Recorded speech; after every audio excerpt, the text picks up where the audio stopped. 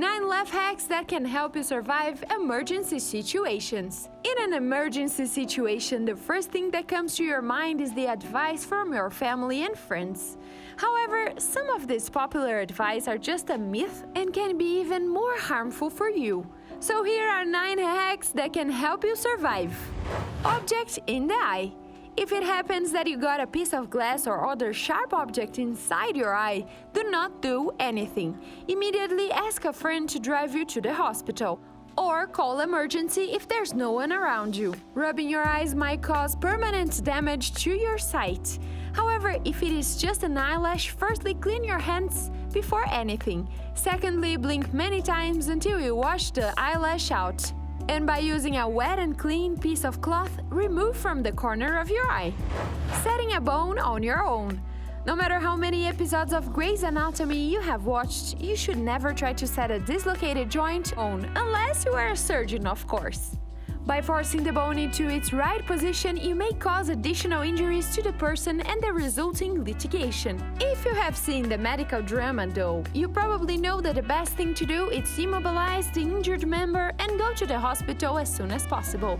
Make sure to bandage it in a comfortable position, immobilizing not only the place of possible fracture but the 2 closest joints as well. Pulling objects from a wound. You may pull a splinter from your finger or a small piece of glass from your feet, but never try to remove objects from serious wounds. Even doctors keep them in place until the patient is in surgery, so they can control any possible bleeding that occur. As much scary as a knife in a leg or a shard in the chest may look, take the person to the hospital instead of trying to help them get rid of the object. What you can do in the meantime is sanitize the area with alcohol on the wound, which will cause a lot of pain for the patient, but also keep the area clean. Have you ever been in a situation like that?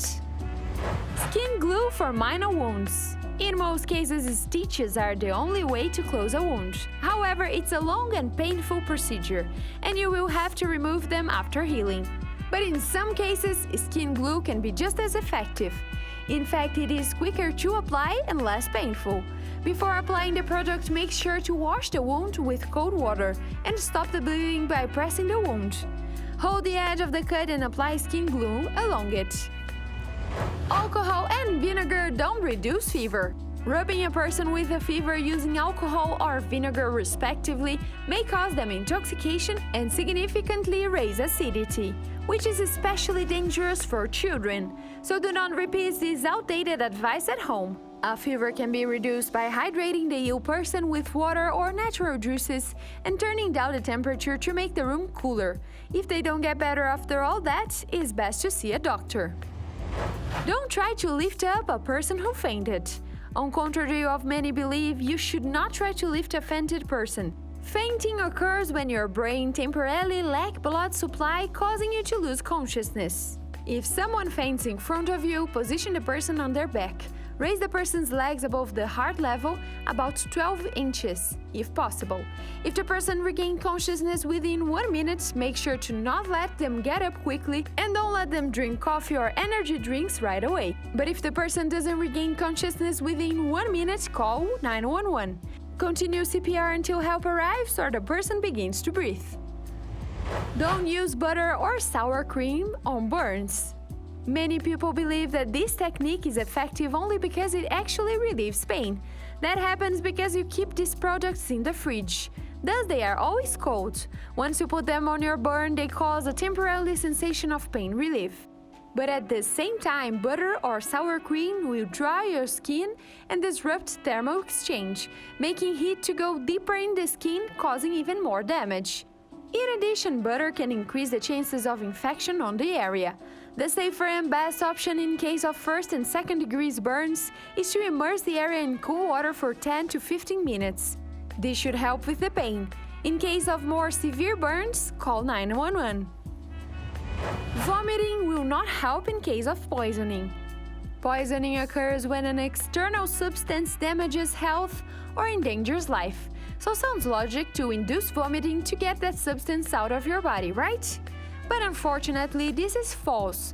Inducing vomiting can actually cause further harm to people who have ingested a poison. First of all, the poison can get into the lungs and damage them. And second, if the poison was some chemical, vomiting doubles the chances of burning your throat. In this situation, the wiser thing to do is to call 911.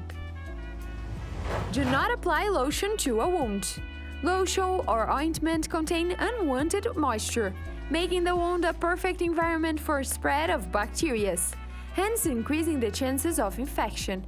A safer way to clean the cut areas is to rinse it with cool water and soap, and put a dry bandage on it. This procedure will help the wound heal faster. Was this video helpful to you? Write us a comment and don't forget to like this video and support our channel by subscribing.